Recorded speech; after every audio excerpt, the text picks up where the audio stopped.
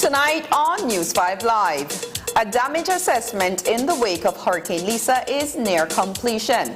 The IDB donates $200,000 to Belize's hurricane relief effort, and the Briceño administration reaches a 2-year milestone. These stories and more coming up on News 5 Live. Great Belize Productions Channel 5, proud winner of 9 Caribbean Media Awards for 2021. Best Investigative Report, Best News Item, Best Coverage of People with Disabilities, Best Financial Literacy Journalism, Best Videographer, Best Television Commercial Spot, and the People's Choice Award, with 2 special mentions for Financial Literacy Journalism. Who offers the best home internet experience? The truth is, Digi, of course. DigiNet has the largest fiber network and the fastest speeds with the most reliable service. That's more learning, more earning, more gaming, more bonding, more sharing, getting more things done. And now, DigiNet is even more affordable with the new entry plan, a 20 megabits per second fiber connection for just $49 monthly, and increased speeds in all plans. The truth is, only Digi has the ultimate home internet experience, with savings up to $270 when you bundle. Wireless and cable can't give you that. So what are you waiting for? Sign up or make the switch to DigiNet today to enjoy more speeds to get more done. Digi, or National Telecom. Watch The Truth of God with Pastor Gino Jennings of the First Church of Our Lord Jesus Christ every Sunday morning at 8 a.m. exclusively on Channel 5 Belize. The Truth of God with Pastor Gino Jennings every Sunday at 8 a.m. on Channel 5 Belize. Smart introduces Real Unlimited Postpaid Plans, providing customers with unlimited talk, unlimited text, and unlimited data. Now that's a real great deal. With Smart Plus, Share 1 and 2, and Enterprise 1 and 2 plans, you can talk as much as you want, text as much as you want, and for the first time ever in Belize, you can enjoy unlimited data with your postpaid plan. So come in and sign up for an unlimited postpaid plan and enjoy limitless possibilities. In addition, other plans such as the Flex Junior, Choice, and Select have been boosted with a lot more talk, text, and data, providing you with the best value for your budget. Be unlimited with Smart. It's time to power your dollar with Smart. And this just in, the Tough Enough Tours basketball team was the last seen going into Mappy's Beauty Salon, getting their manicure ring fingers done because they have punched their ticket to the IBL finals. But what about the Belize Coast Guard and the Central Health Customs teams? A third and decisive game must be played to determine who will advance to the big dance.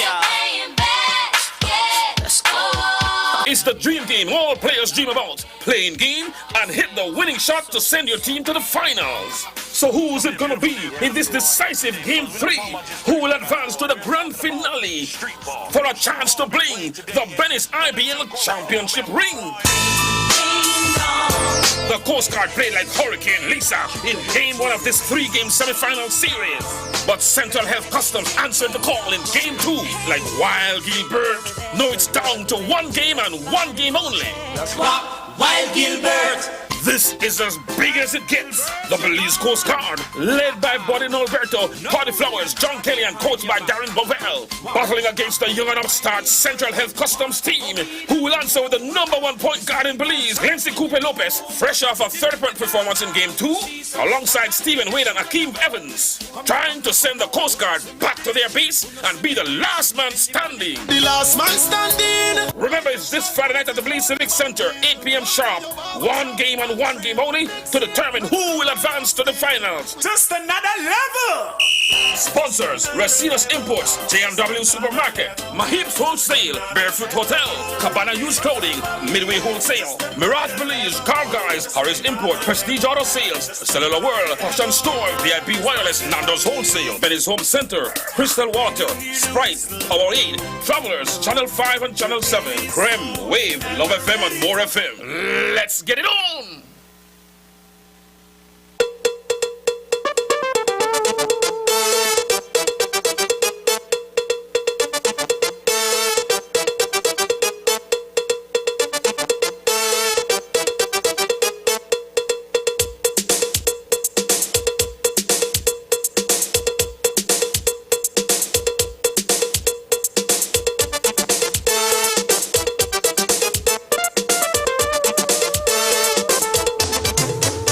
This newscast is brought to you by the Belize Bank Limited. Our country, your bank. Good evening. Welcome to News 5 Live for Friday, November 11th. I am Annalyn Apolonio. The government of Belize is getting closer to confirming an official figure for the value of damage caused by Hurricane Lisa. Last night, we told you about all those contributions coming in towards the relief efforts from Belize's bilateral partners.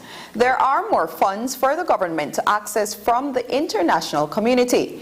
But as Prime Minister John Briceño has indicated, an official report of the totality of damages and needs must first be completed.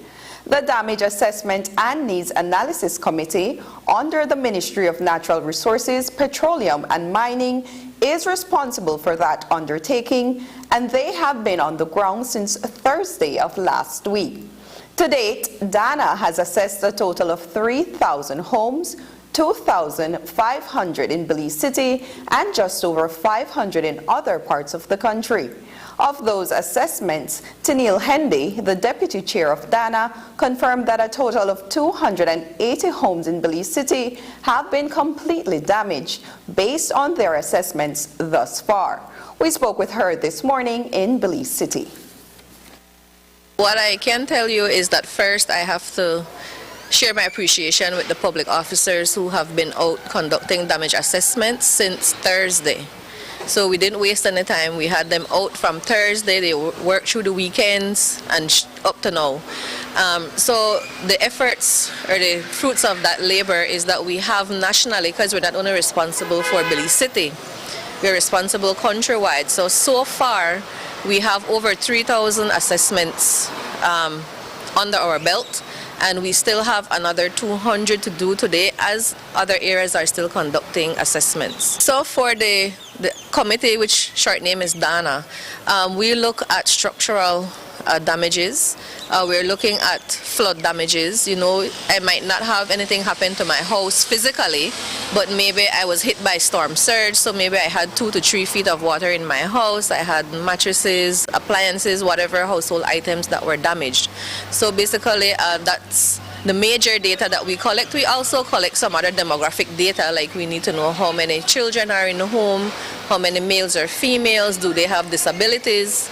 We also look at the ownership of the structures, you know, whether you rent or you own. We collect info on income. You know, we have a lot of persons who live on remittances, some are on pension and some are unemployed. So we need to capture all of this to have as much data as we can so that NEMO can make a decision on who gets what. So I have to be very clear on that. I mean, being in the field, the officers have relayed to me that, you know, when they're doing the assessments, persons are like, are you going to give me a mattress? When will I get my zinc? That's not the mandate of this committee. The Damage Assessment and Needs Analysis Committee looked at the track of the hurricane to get a general idea of where to carry out their efforts and where to intensify their data collection. Hendy says her teams went house to house over the last 9 days in an attempt to interview everyone affected. Today, those teams were back out to assess an additional 200 homes. We asked her if this is the extent of the homes and families that will be assessed before a final report is submitted. Here is what she told us. I wouldn't say that's the total. I would say that's the volume right now. We have a system where we liaise with the Belize City Council, with National NEMO, where, you know, they have their hotlines, people calling, you know, we're doing foot patrols, we get tired, you know, we're not robots. So you might miss someone, they might not be at home when you're there, they might be seeking shelter somewhere else. We've seen a lot of that. Officers coming back and said, you know, we saw damages, but there's no one there. And we've repeated visits to those areas, and they're still not there. So we use the hotline as well to kind of gauge us and validate our operation. So what we do, if we have 4 levels of structural damages. So level 1 is, you know, no significant, a few nails, hammers and nails. We have level 2, which is minor damages. You need a little bit more work. Level 3 is major, maybe you cannot stay in there. And level 4, well, it's basically gone. So what we're seeing outside of Belize City is that there's an even spread between the 4 levels of damages. Belize City is a different dynamic because the eye of the hurricane just passed to the south of us. So we're seeing a lot of damages to smaller structures. We are seeing level 1 and level 2 having more or less like a fighting game between who is going to take lead. But we have level 3 and 4 right in there in their own right.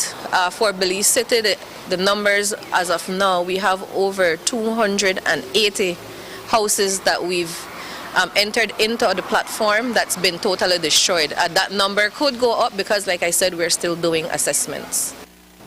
The National Emergency Management Organization will use the data gathered by DANA to come to the official value of the damages caused to families across the affected areas.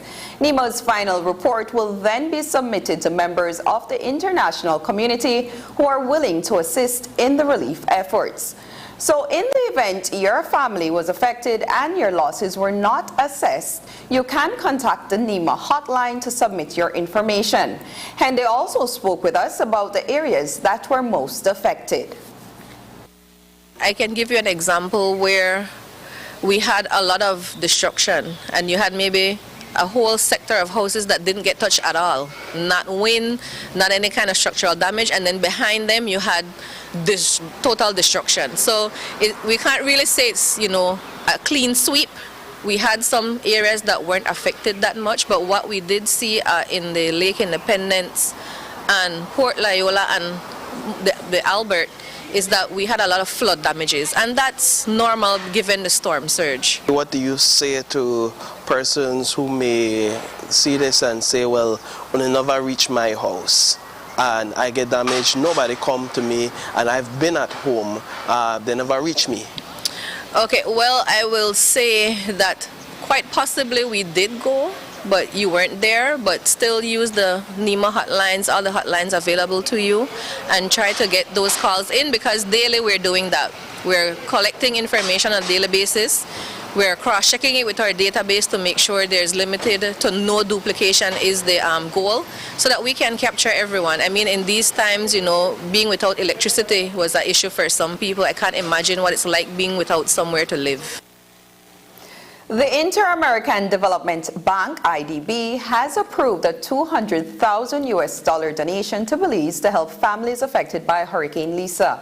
This type of emergency technical cooperation is aimed at humanitarian aid, which includes food, drinking water, and cleaning supplies, among other emergency items. Those funds will be channeled through the government of Belize and administered by the Belize Red Cross. Presently in the country is a disaster management coordinator for the International Federation of Red Cross and Red Crescent. Earlier today, News 5 spoke with Tanya Hulse, communications officer at the Belize Red Cross. She explained the role that the delegates will play in the distribution of funds. He is here in a capacity as one of our delegates that would help with the distribution of the IDB funding that we received. We got a significant donation from the IDB, and we were selected by the government of Belize to be the official recipient and channeling organization to deliver those funds. And so we have he's our international delegate that comes to ensure that accountability, transparency, and delivery of that process, because it's cash in hand. Okay. So these donations will be given out to, we have proposed 300 families. We benefited from this cash cash relief. And so certainly, because we are a national society, we do need the international organization delegation to be here for that sum of money for just for the simple sake of transparency and accountability. According to Horace Glaze, Disaster Management Coordinator for the International Federation of Red Cross and Red Crescent, an additional $500,000 Belize is being made available to the disaster relief effort. Those funds have been earmarked by the International Federation of Red Cross and Red Crescent Societies in Geneva, Switzerland. We have allocated 257,000 Swiss francs in support of the operations. Primarily that will be focused on non-food items, and, stocks for comfort and so on for those that have been affected. We'll also be looking at what we call cash and voucher programs to support. One of the things we want to do is to make sure that persons receive actual cash to provide their own resource and support. It's part of what the movement, the Red Cross movement, looks at as being able to provide more dignified support to persons when they're able to, purchase directly the things that they need. And part of that, the response under that program, we call it the DREF, which is the Disaster Response Emergency Fund. Part of that, we'll also be looking at water, sanitation, and hygiene support, both from the point of view of providing hygiene products as well as communication about safer hygiene practices and so on, especially now where some areas are still affected by floodwaters, in terms of water still settled in communities and the possibility of increased mosquito and other waterborne diseases.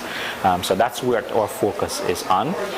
We'll be deploying 2 additional staff to support directly in terms of the hands-on operations with the National Society. That's the 2 positions we call an operations officer, who's going to lead our support from the IFRC, and a cash and voucher officer who will take the National Society through the processes of developing a program to do that cash assistance to persons affected.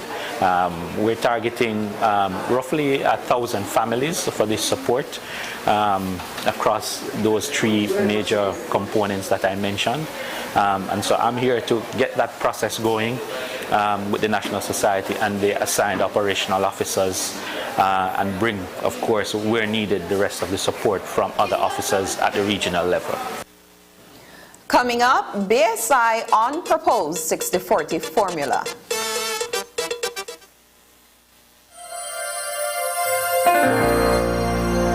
Hello, friends. This is Dr. Bob Roberts with another 60-second sermon from God's Word.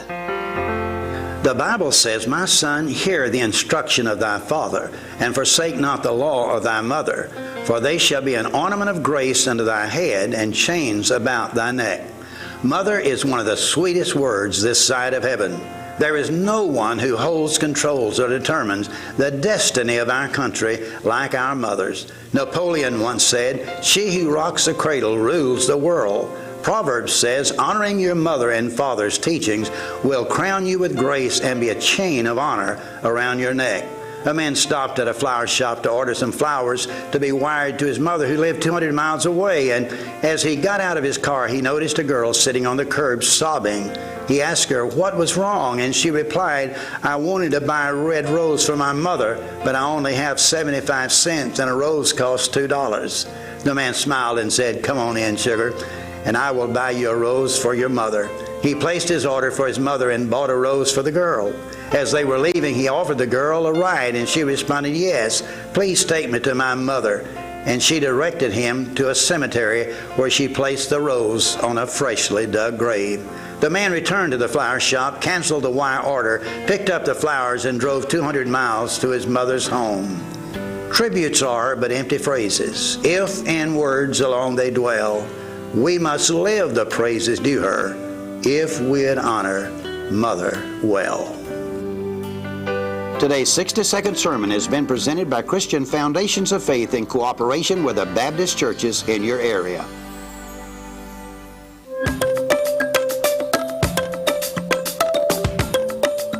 The Belize Amnesty 2022 registration period will be from the 2nd of August to the 30th of November. Are you ready? While we prepare, let's clear up a few misconceptions about Amnesty 2022. If my application is not approved, will I or my family face deportation? No, Amnesty 2022 is instead an opportunity for you and your family to call Belize home permanently. Is payment required upon submitting my application? No, payment is only required after approval of your application. Will Amnesty 2022 be giving away citizenship? No. If you're eligible for amnesty, applying means you have an opportunity to gain permanent residency in Belize. To find out if you are eligible and how to apply, we invite you to log on to www.immigration.gov.bz. Belize Amnesty 2022. Let's continue to build Belize together.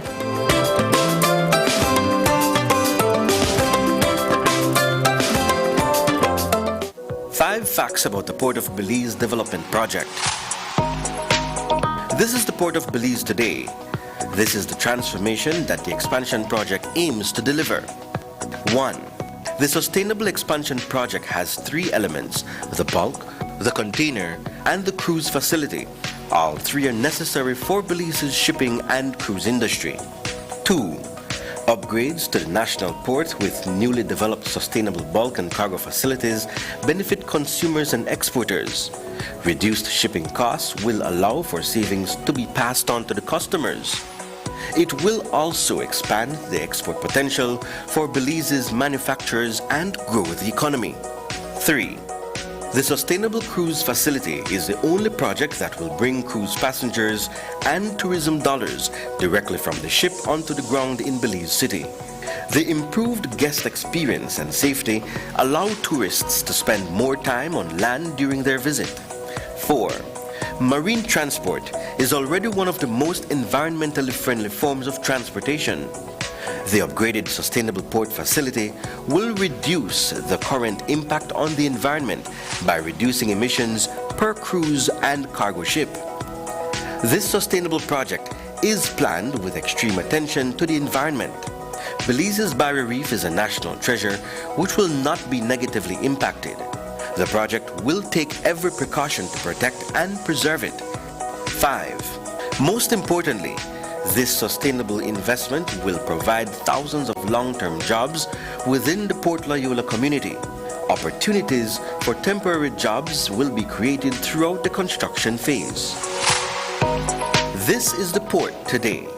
This port could be the Port of Belize's future. The Port Development Project will prepare Belize for the future of shipping, the future of cruise tourism, and elevate surrounding communities for the future.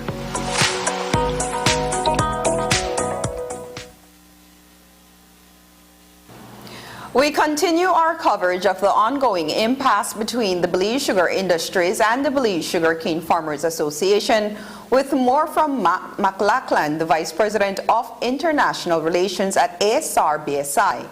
In an interview with reporters on Thursday, McLachlan explained in great detail why the most contentious aspect of the ongoing negotiations towards a commercial agreement is the formula for the payment of sugar cane.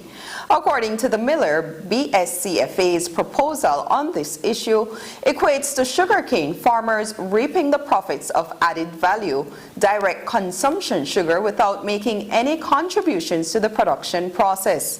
This, says McLachlan, amounts to farmers seeking to exploit the mill.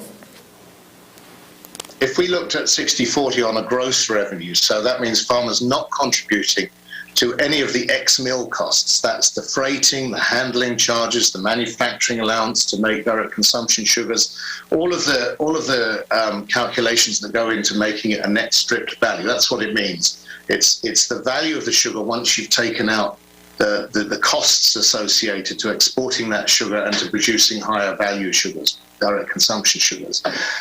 If you do away with all those charges, that's where the figure comes from, that it would mean the mill would be subsidizing the farmers by $20 million a year.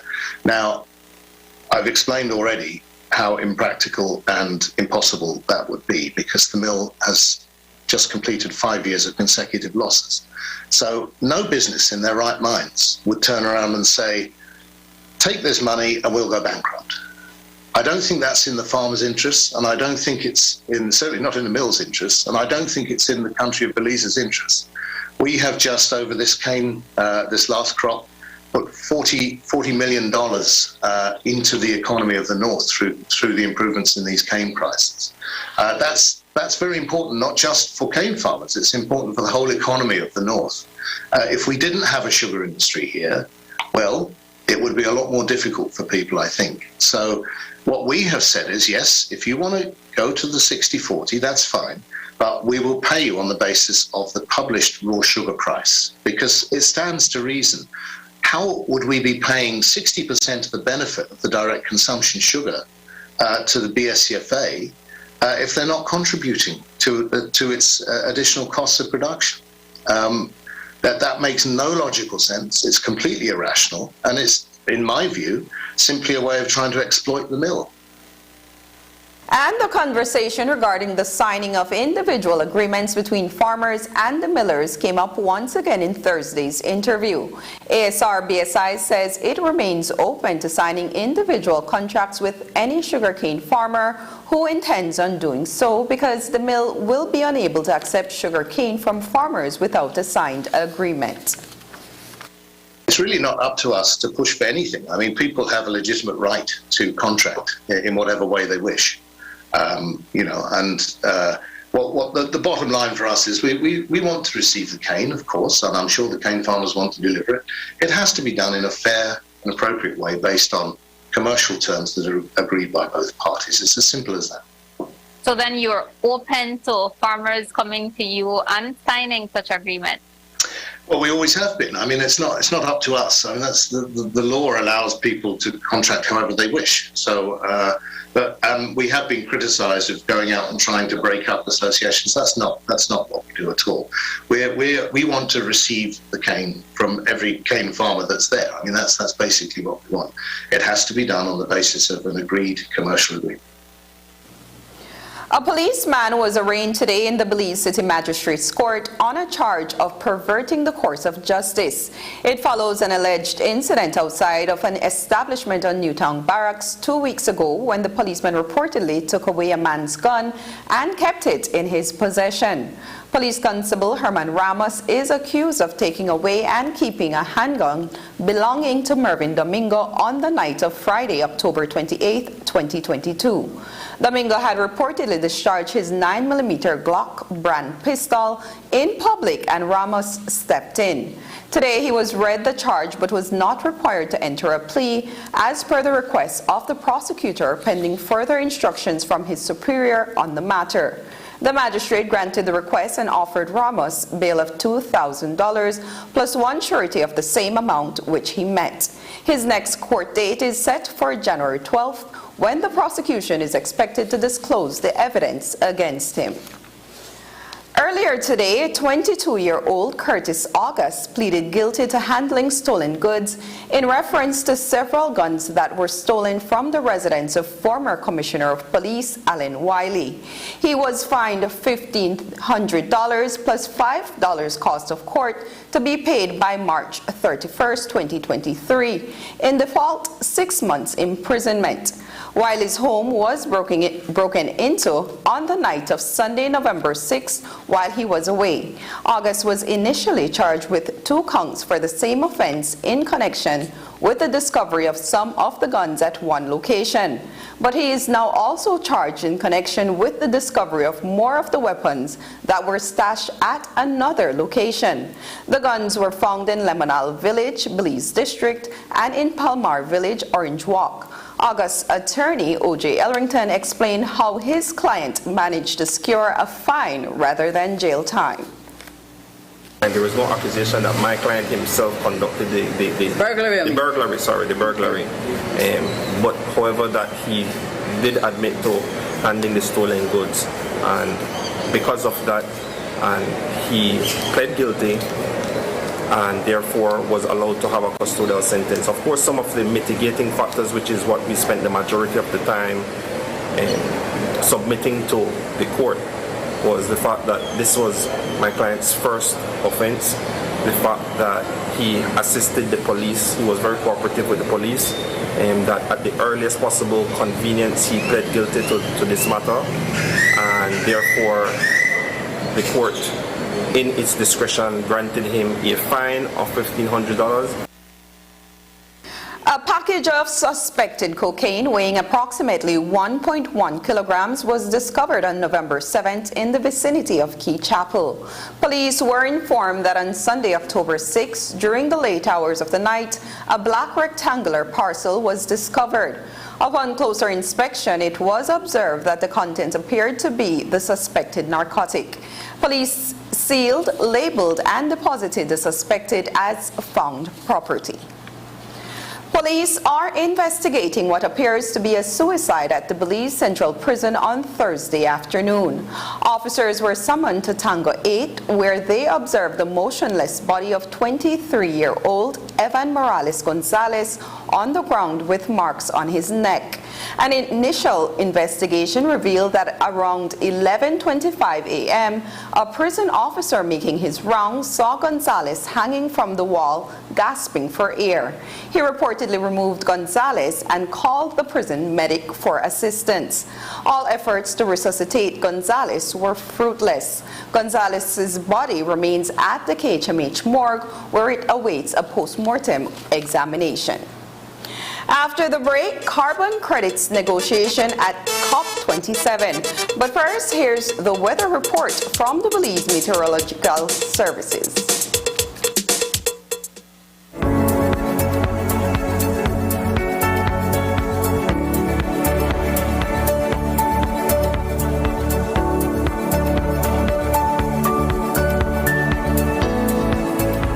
Good evening, and welcome to tonight's weather report and forecast prepared by the National Meteorological Service. I am meteorologist Shana Young. Mainly fair weather conditions prevailed across most of the country today, with little or no rainfall recorded. Tonight, a similar pattern is expected to continue with only isolated showers, mainly along the coast of Belize, while fairer conditions can be expected inland. Taking a look at tonight's low temperatures, along the coast near Belize City and San Pedro, upper 70s are expected near 78 degrees Fahrenheit, while cooler temperatures can be expected further inland near Bamapan and San Ignacio. Taking a look at tomorrow's weather conditions, the similar trend of mainly fair weather is expected to continue across the country, with only isolated showers expected, if any. Taking a look at tomorrow's high temperatures, along most coastal locations, 87 degrees Fahrenheit can be expected, while inland, 91 degrees Fahrenheit can be expected near Bamapan and San Ignacio, with 90 degrees Fahrenheit near Orange Walk. Taking a look at the weather forecast for the next 4 days, mainly fair weather overall is expected to continue through the weekend and into early next week. However, late Saturday night and on Sunday during the daytime, a few showers can be expected. The winds will be from the east and northeast over the area for the next few days. Taking a look at the tropics, over the northwestern Caribbean, fairly quiet conditions prevail, and tropical cyclone activity is not expected during the next 48 hours over our region and area. Taking a look at the marine conditions, fair weather will prevail, and tonight the winds will be 5 to 15 knots east to northeast, with producing waves of 1 to 3 feet and slight seas, and this pattern is expected to continue tomorrow. Taking a look at the astronomical conditions, there will be a low tide at 6:55 tomorrow morning, followed by a high tide at 12:37 tomorrow afternoon, and another low tide at 5:47 tomorrow evening. The sun will rise at 5:56 in the morning and will set at 5:17 tomorrow evening, while the moon will set at 9:37 in the morning and will rise tomorrow night at 8:46 p.m. Join us again on Monday for another weather report and forecast prepared by the National Meteorological Service.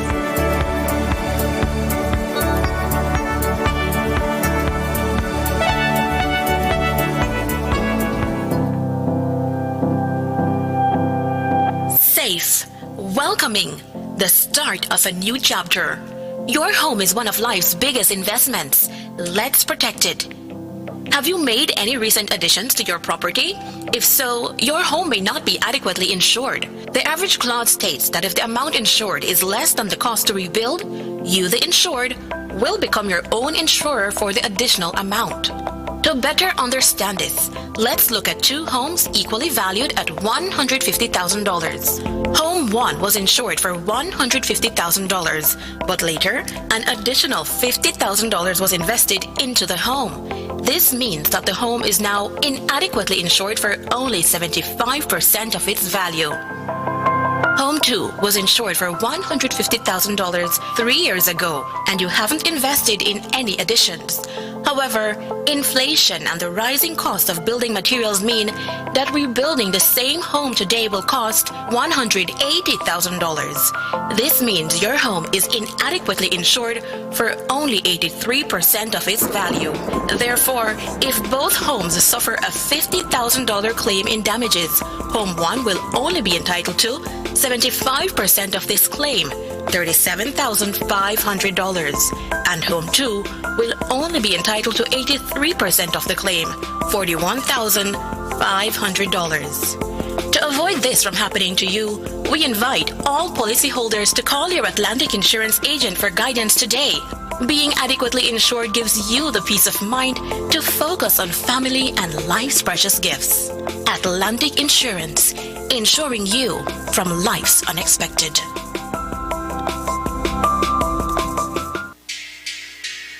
My lights, yeah. Go to my lights, go to my lights. You gotta go to my lights, yeah. I wanna shine, shine, shine, shine. I hit my lights cause that's my plan, plan, plan, plan. My lights have your favorite brand, brand, brand, brand. Just come with nothing in your hands, hands, hands, hands. My lights, and it goes on and on and on. It goes on and on and on, yeah. I wanna celebrate with my lights, sing yeah, yo, baby let's go. My lights, I wanna celebrate with my lights, sing yeah, yo, baby let's go. We going to the store, oh we gon' do right, we gon' light up life, only with my light. We going to the store, oh we gon' do right, we gon' light up life, only with my light. We believe that the will of the people shall form the basis of government in a democratic society. The first constitution of Belize was handed to then Premier Right Honorable George Price on the occasion of the nation's birth in 1981. It is my very great privilege to hand to you these constitutional instruments, the symbol of your independence. Since then, governments have come and gone, with changes made to the Constitution in 2000 and in 2008. Today, in 2022, we ask ourselves, have we done enough to eliminate economic and social disparity? To promote gender equality? Are our laws relevant and fair? Is justice accessible by all without fear or favor? Are we fairly represented at all levels? Are our rights being protected? Are our beliefs and differences respected? Our cultural values and diversity celebrated? Are we free to live and love, to learn and grow? Let your voices be heard. The People's Constitution Commission is made up of organizations and entities from every sector in Belize. It is comprehensive and inclusive because any and all changes to the Constitution of Belize must be comprehensive and inclusive. We believe that the will of the people shall form the basis of government in a democratic society. The Commission will be holding consultations countrywide. Come out and join the discussion. Let your voices be heard. Our government, our Constitution. Let's Belizeanize it. The time is now.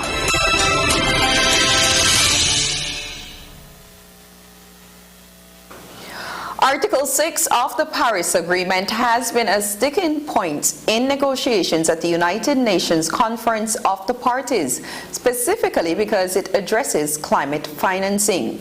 There are several areas being negotiated simultaneously by technical experts in climate change to ensure that there is consensus on its mitigation and the way forward, as well as the exact positions finalized ahead of next week's meeting of political leaders. But today, carbon credits took center stage. While all aspects of the carbon market, the mechanisms for assessment and value are being ironed out, how prepared is Belize and even the Caribbean region for this? News 5's reporter Dwayne Moody and cameraman Kenroy Michael have been on the ground in Egypt since Thursday and filed this report.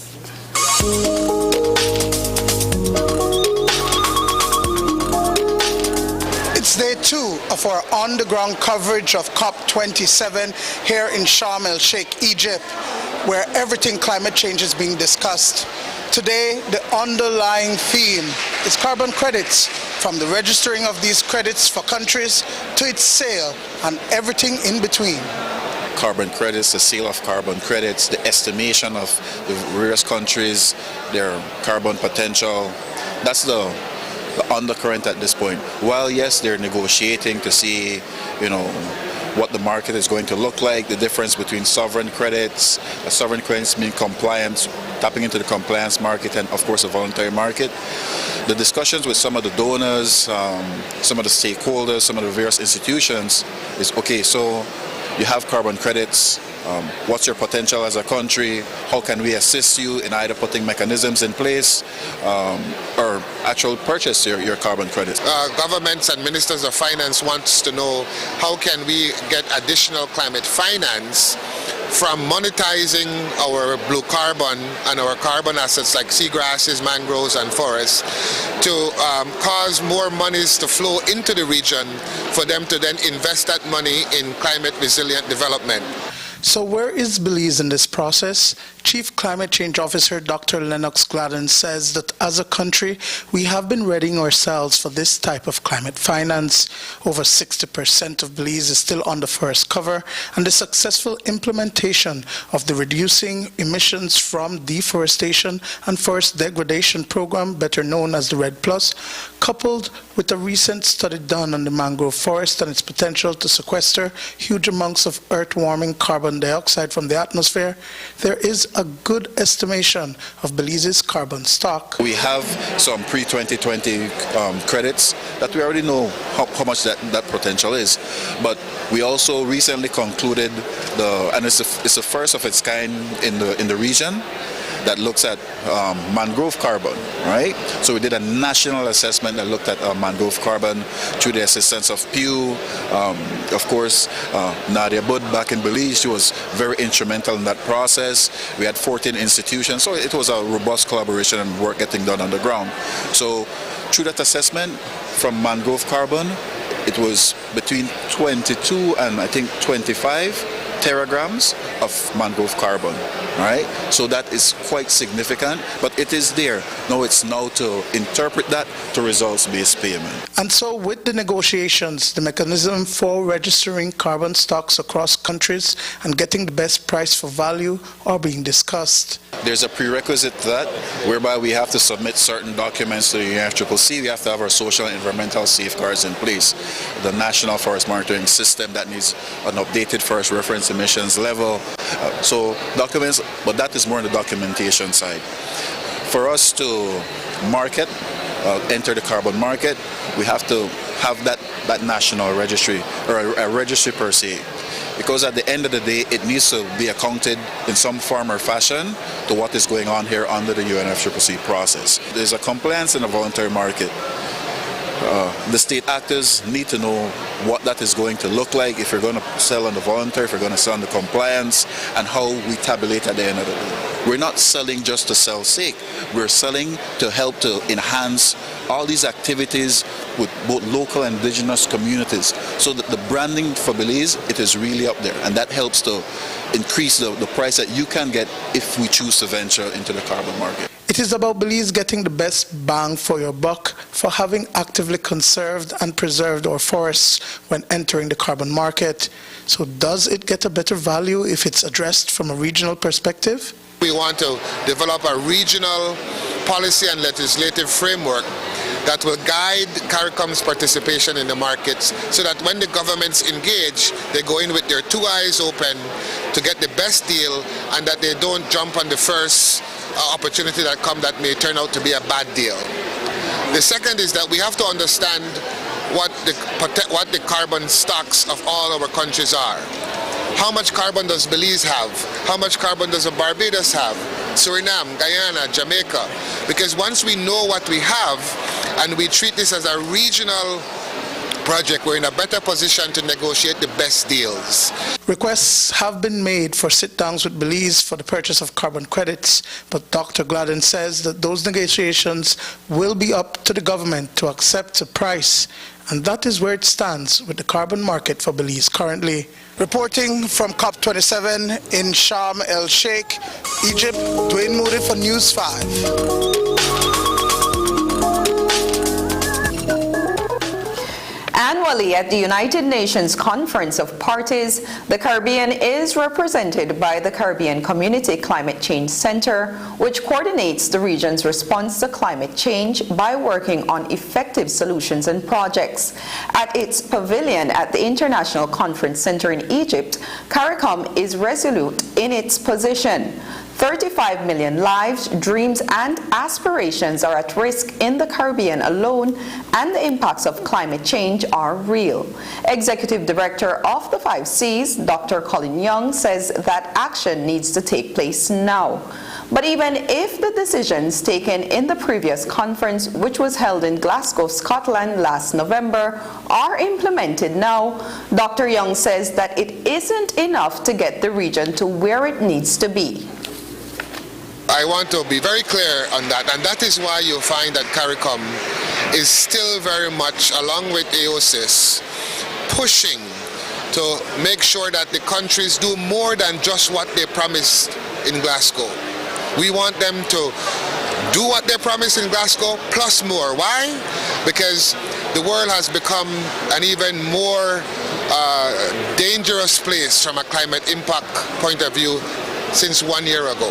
You know, we are still on a path where we are going to exceed 1.5 to stay alive by as early as this decade, a few years from now. So while we're talking and slow walking and obfuscating, Belize was hit by a hurricane last week. Bahamas was hit by a hurricane yesterday. Floods and droughts continue to impact our region. And so we need the developed countries to undertake greater emission cuts now, here, so that we are more likely to keep 1.5 alive. That's what we want them to do. Just don't do what you say you're going to do in Glasgow, because that was not enough.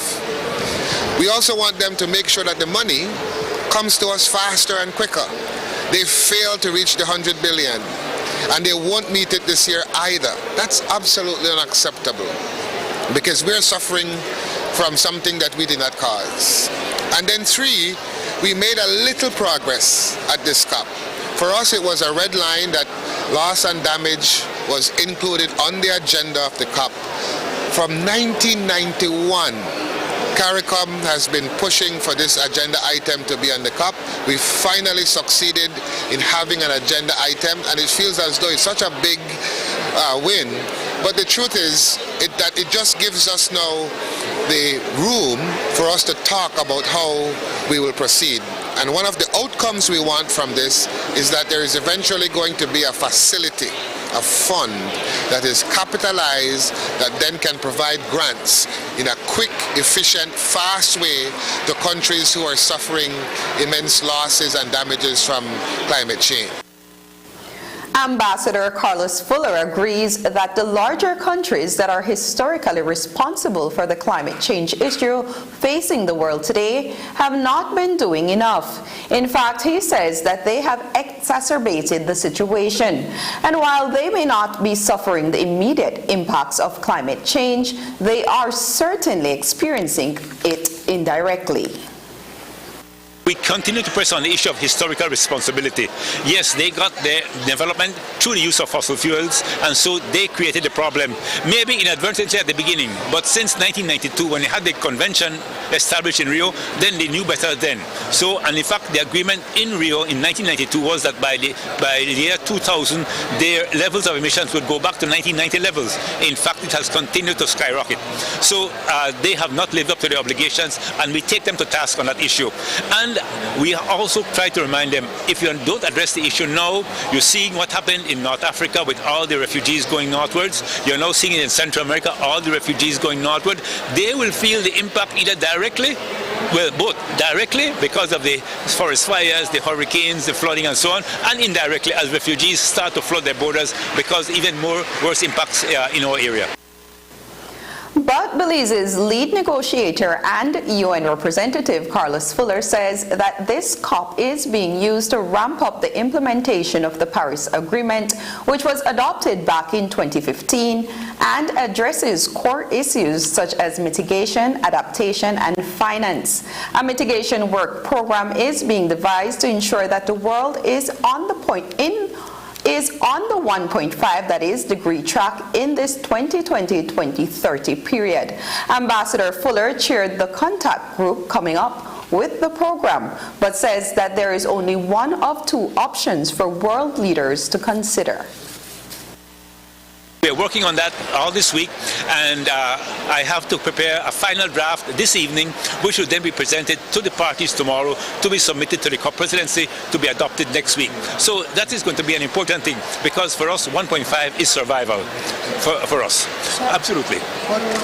Will we be able to get, there are some who feel that we won't be able to get that 1.5. Yeah, absolutely. There are those who say that, and that is why we have come up with the next hook onto it, loss and damage. If we don't get 1.5, indeed, we'll be having more loss and damage. And so we said, if we can't do it, let's establish a financing facility to provide the resources in the event we don't get 1.5, we'll be suffering loss and damage, then help us then in that regard. So you can either give us the 1.5 or give us the big money. The inflated freight charges associated with the COVID pandemic and the war in Ukraine taught countries the importance of being self-sufficient and how costly dependency on importation of food products can be in times of global challenges. So allocating more real estate for agricultural purposes is the most logical way of becoming more self-sustainable. But when the space is being cleared encroach upon the prosperity of other forms of industries, it creates a problem. And when it infringes on the natural habitats of wildlife that keep the ecology balance and the tourism dollars coming, it has a chain reaction. News 5's Marian Ali looks at how agricultural expansions that are done wantonly can negatively impact our existence. For far too long, Belize has been trying to avert the negative impacts that the clearing of the Chiquibul forest can cause, especially during hurricanes when the open landscape is more prone to landslides.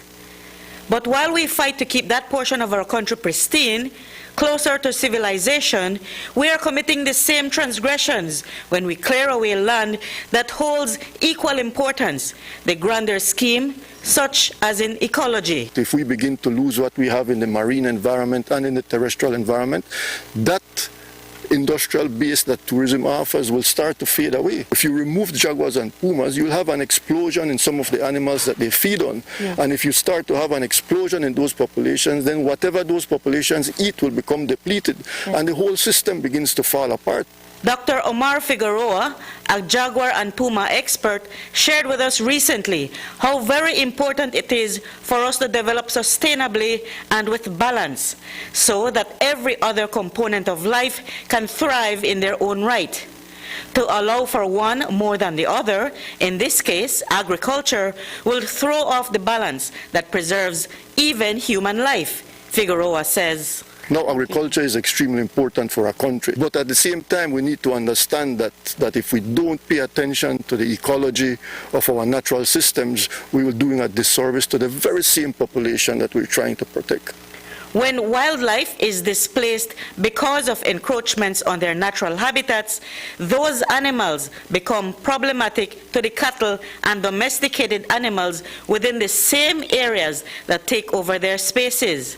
And that puts a burden on the Belize Zoo, which has to find the space to cater to these animals' needs. The zoo over several years has acquired land beyond its perimeter, several hundred acres to shore up to provide a buffer, kind of a haven for animals that get displaced elsewhere. Okay. And so we are part of a coalition of NGOs and governmental partners that are working to preserve this corridor, not only for the wildlife, but for the humans, for the communities in this area. You know, it preserves ecosystem services, it provides tourism, it provides resource extraction, so people that want to hunt legally, want to extract timber legally and so on, and they have the traditional uses for the forest, those will stand because they go away once you have agriculture encroaching. But if the forest stands, everybody can benefit. When we spoke 2 weeks ago with Director of the Institute of Archaeology, Dr. Melissa Badillo, on the occasion of International Day of Archaeology, she revealed that that field of study, so important to tourism,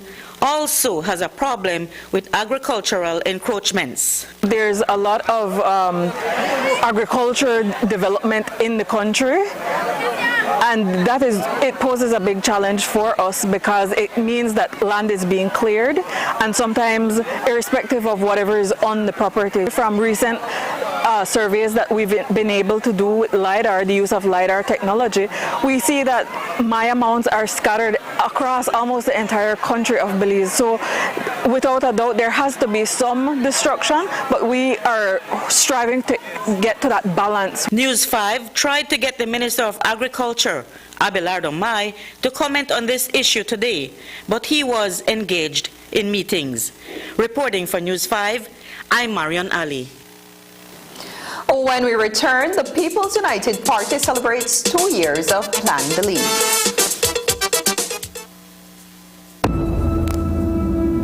Mr. Ronald Gordon, our Chief Met Officer, confirmed that Lisa made landfall at 3:20 p.m. yesterday, 3rd November, 10 miles south of Belize City.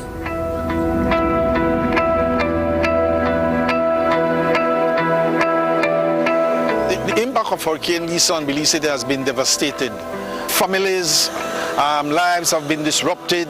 People, livelihoods, business livelihoods, obviously has been severely impacted.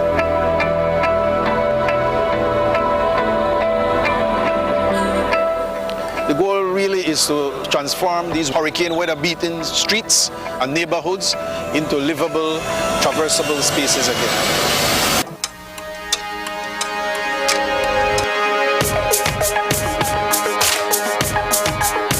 Getting back to some measure of normalcy.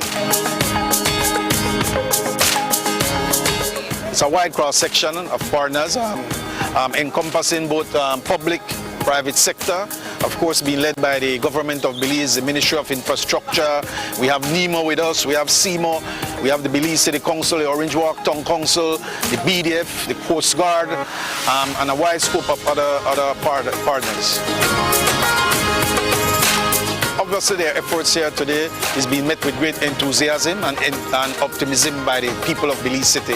For us at CITCO, it means more muscle on the ground to achieve the task. We face one of the greatest natural disasters ever brought upon the city. In my lifetime, in their lifetime, we face it together. Now it's even more important that we face the recovery process, the rebuilding process together. We must exercise patience on all accord.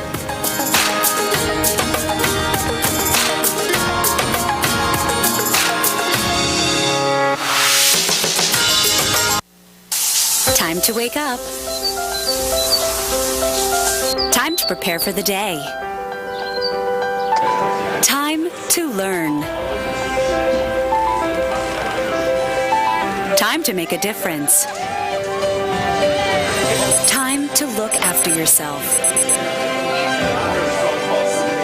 Time to see your healthcare provider. Don't let cervical cancer stop you from unleashing your potential. Now is the time to get vaccinated. Now is the time to get screened. Now is the time to end cervical cancer. For more information, visit us at www.paho.org/endcervicalcancer.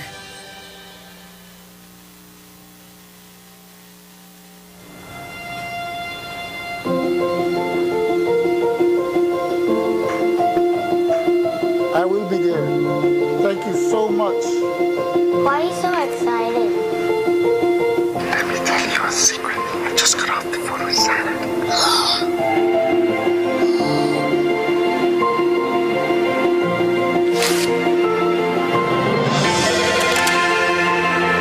Hi, Santa.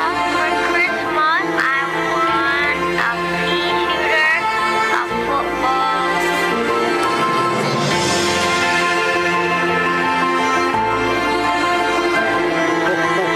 iPhone and a makeup for Christmas.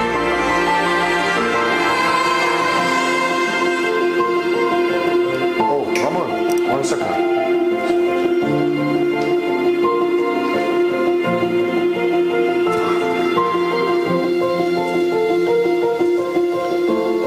We just learned that Santa's phone number has just been revealed. The number is 227-7132. Children all over. I'm sorry, Dad. I shared Santa's phone number.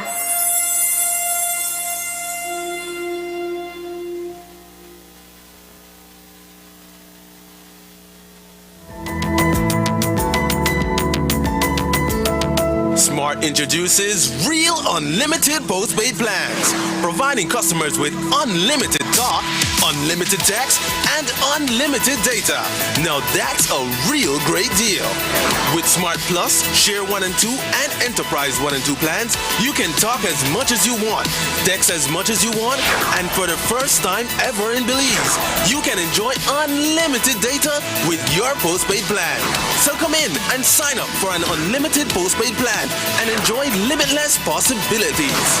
In addition, other plans such as the Flex Junior, Choice, and Select have been boosted with a lot more talk, text, and data, providing you with the best value for your budget. Be unlimited with Smart. It's time to power your dollar with Smart. Today marks 2 years since the People's United Party took office after 13 years in opposition. The PUP has been implementing its Plan Belize manifesto, but are Belizeans any better off as a result of the leadership of the Bresenio administration? The answer to that question may vary depending on who you ask. One thing is certain, however, Belize is in a much better economic position than it was 2 years ago. News 5's Paul Lopez takes a closer look. After marginal growth throughout 2018, Belize's economy saw steady declines the following year, which then led to further declines in 2020. 2 years ago, Belize's GDP declined by 14%, or $405 million.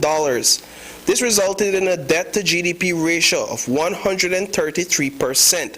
The significant dip led to these infamous words by former Prime Minister Dean Barrow. Bottom line is, I grieve for my poor Belize, and I certainly extend my sympathy from now to those that will have to deal with that particular problem. At the time, talks with the International Monetary Fund and mass retrenchment seemed imminent. But a victorious PUP administration swooped in with what they termed a homegrown economic recovery plan, rejecting the IMF's recommendations. Their fiscal consolidation measures included a four-pronged approach. One such method was to reduce public spending. In this case, public officers and capital expenditures took a hit. The salary adjustment is necessary, but it is no fiscal elixir. That alone is far from sufficient to reverse the public finance morass left behind by the last UDP administration. Painful as it surely is, the $60 million in salary adjustments and the $20 million foregone for increments and allowances in this budget is one step in the hard slog back to fiscal finesse. The plan also included the restructuring of Belize's debt to reduce principals and lower interest payments.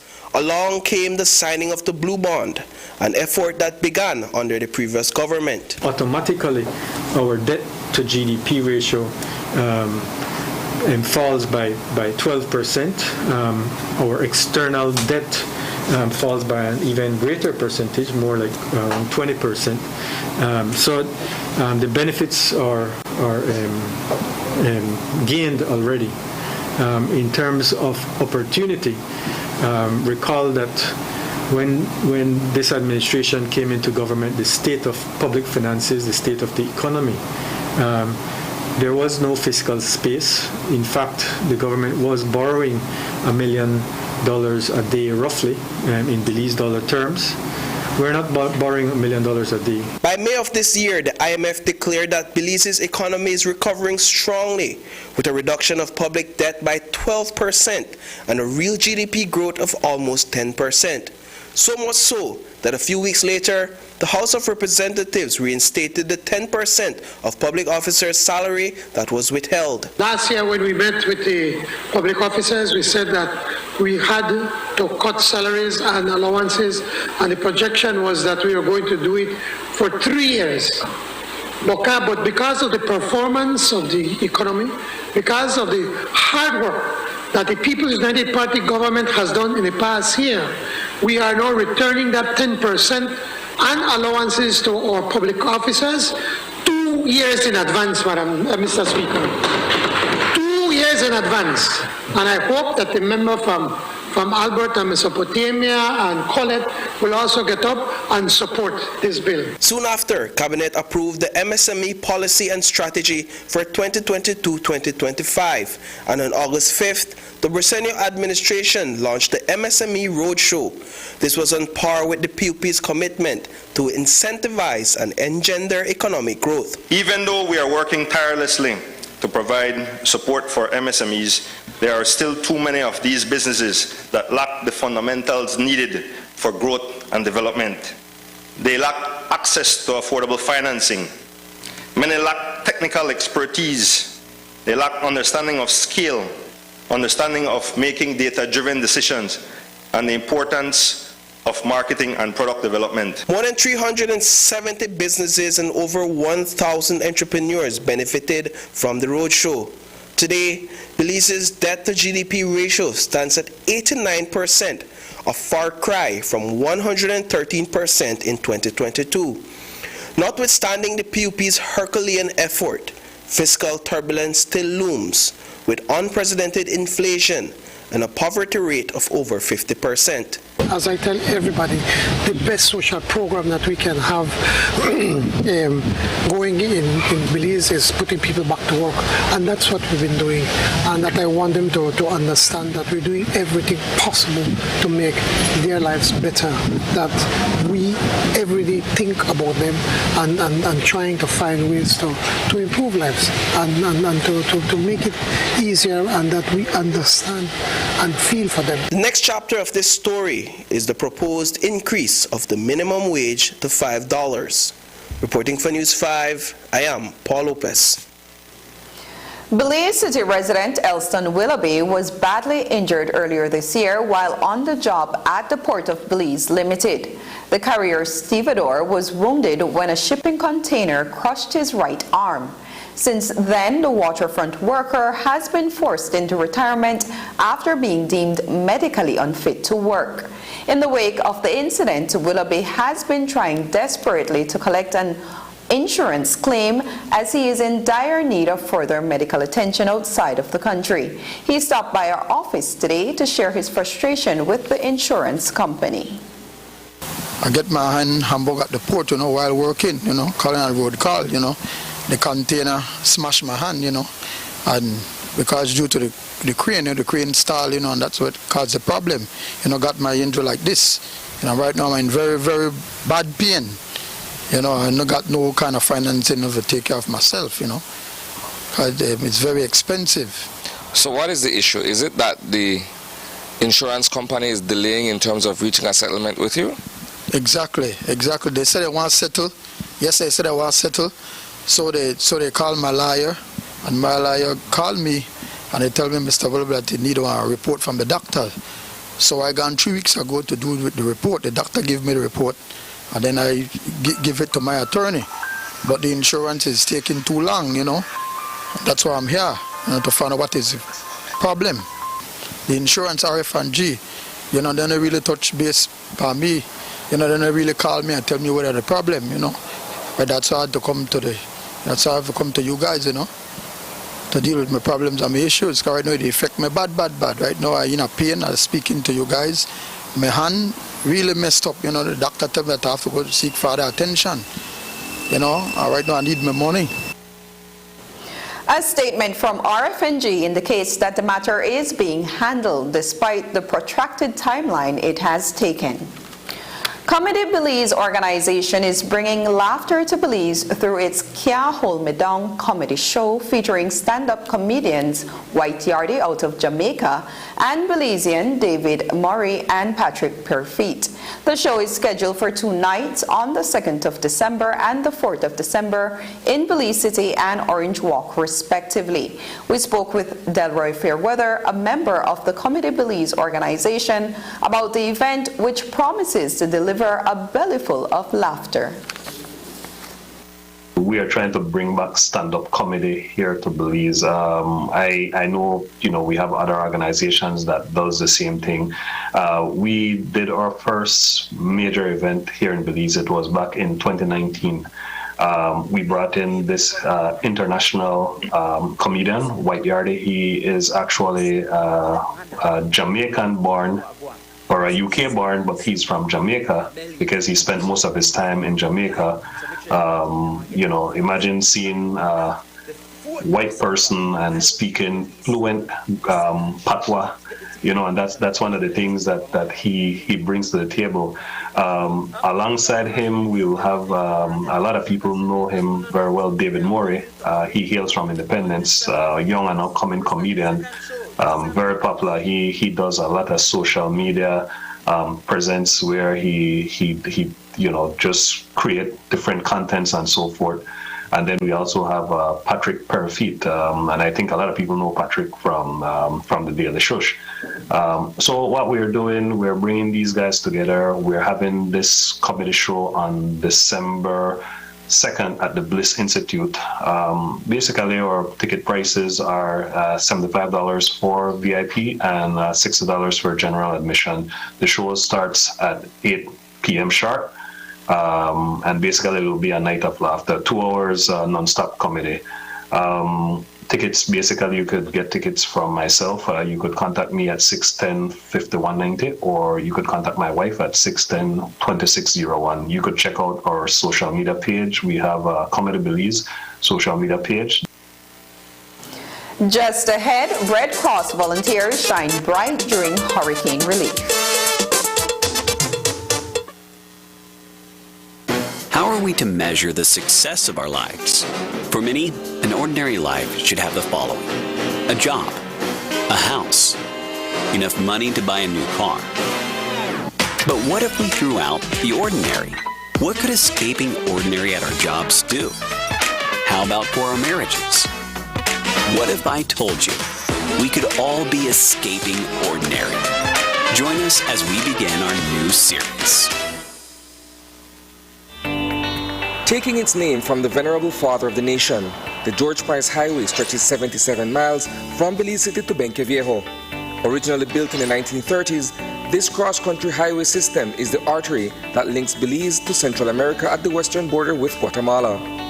That connection facilitates overland trade, supporting Belize's economic development.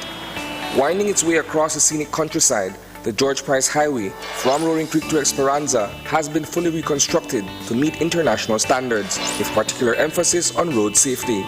A shorter and hassle-free commute is best enjoyed when everyone obeys the traffic laws. To reduce the number and frequency of road traffic accidents, it means that a seatbelt must be worn at all times and the speed limit observed when traveling along the highway. It also means that pedestrians must use sidewalks and crosswalks where available. Buses should only board and discharge passengers at a designated bus stop. Road safety is everyone's responsibility. It begins with you.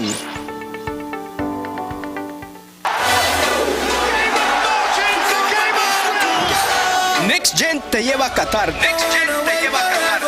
Disfruta de la acción en vivo y la emoción de la Copa Mundial Qatar 2022 exclusivamente con NextGen, del 20 de noviembre al 18 de diciembre. Haz el cambio y regístrate hoy. NextGen, la transmisora oficial de la Copa Mundial de la FIFA en Belice. Smart introduces Real Unlimited Postpaid Plans, providing customers with unlimited talk, unlimited text, and unlimited data. Now that's a real great deal. With Smart Plus, Share 1 and 2, and Enterprise 1 and 2 plans, you can talk as much as you want, text as much as you want, and for the first time ever in Belize, you can enjoy unlimited data with your postpaid plan. So come in and sign up for an unlimited postpaid plan and enjoy limitless possibilities. In addition, other plans such as the Flex Junior, Choice, and Select have been boosted with a lot more talk, text, and data, providing you with the best value for your budget. Be unlimited with Smart. It's time to power your dollar with Smart. After a rough week of school, Jake and his friends decide to treat themselves to frozen coffee. And since they don't have cash on them, they decide to use eCash. With eCash's geolocation feature, Jake can easily find the nearest coffee spot. With eCash's built-in option to split bills, Jake can pay the bill and his friends can reimburse their portion of the bill. Jake scans the merchant's code and confirms payment. Jake then views his transaction history and taps on the transaction recently made, then taps the split the bill button where he selects the evenly option to evenly split the bill. The application splits the bill automatically. His friends receive and accept the request.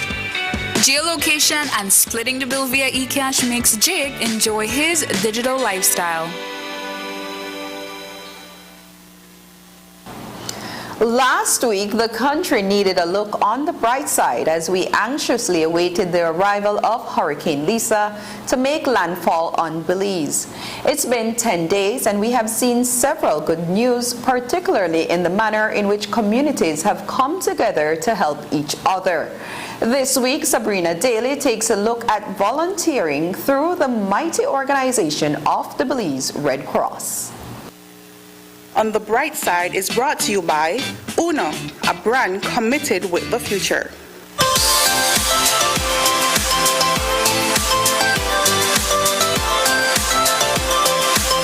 When disaster strikes, it's all hands on deck. A week after Hurricane Lisa made landfall in Belize, humanitarian efforts are still underway and aid is being rendered to families most affected. Over at the Belize Red Cross, it's just another day on the job. But in the face of a natural disaster, the halls get busier. 38 mattresses and we started March, it took about 50. We simply help people. That's the core of what we do. We are a volunteer organization. We do humanitarian work. In the general course of things, we do humanitarian work. So we offer food, non-food items to underprivileged communities, underserved communities, people that come to look for us for food, for clothing, for generally just basic necessities. The service organization also carries a component that provides disaster response to persons in need. It's a heavy load for a staff of 6 members. And in the face of natural disasters, it takes more than a handful of persons to get the job done. We're not looking at representation of 6. How do they do it? It takes a village. A lot of times, the Red Cross is so synonymous with help and so synonymous with their presence and the immediacy of that presence in the aftermath of disasters and different natural events. But while we are out there and we're out there cooperating and liaising with the government officials, the 90% of the people who are out there for the Red Cross are volunteers. These are non-paid citizens who just do what they do out of the goodness of their heart. Ricardo Borgia is a businessman. He's been offering his service to the Red Cross since he was 11 years old. This year, he brought his staff out to lend a helping hand. Part of my teenage life was being part of the Red Cross, being trainings, going to the first aid stop, going to parades, going into the drives, and that was like my life, you know. My friends were and are from the Belize Red Cross volunteers group, and we actually build bonds. And it's really nice that a couple of years now we come back to the Red Cross, and I'm not able to just bring back help, but I'm able to actually incorporate my staff members, and everyone from my staff is actually willing to do it because I asked them. It feels great to give back to people who are less fortunate. You know, this disaster really hit some people more than others. While we were out, we saw people flooding up the water up to 5 feet, covering cars and stuff like that. While my area, my yard is just mud, I wasn't affected much. So it feels great to give back to others that are less fortunate. We have served over 1,156 families already. I mean, we've delivered to that volume of family. And if you look at it, you're talking about 6 staff members with the assistance of amazing volunteers, 38 volunteers that are able to serve that volume of people. And one of those upcoming service members is young Araya that's eagerly waiting to turn 18 to represent the Red Cross team out on the field. I have been volunteering here for a few weeks. It's kind of fun in a way, kind of chaotic, but then I love helping people, especially Belizean people, because I know how hard it is, like especially this time, hurricane and all that. I know how hard it is. I have been through it, and I just love helping people, and I think that's what I want to do long term. Looking on the bright side, I'm Sabrina Daly. On the Bright Side was brought to you by Uno, a brand committed with the future. Ho, ho, ho! This Christmas, the presents come from Uno. Get 1 coupon for every purchase of $25 in Uno fuels, per quart of Uno lubricants, or 2 coupons per gallon. Get into the spirit. It's Christmas time. Uno, a brand committed with the future. And that's the news. Tonight's broadcast is available in both text and streaming video at channel5belize.com. You can also connect with us on our Facebook page at facebook.com/News5Live. I'm Annalena Polonio. Thanks for joining us, and from all of us here at News 5, please remember to wash your hands, keep your social distance, and stay safe. Good night.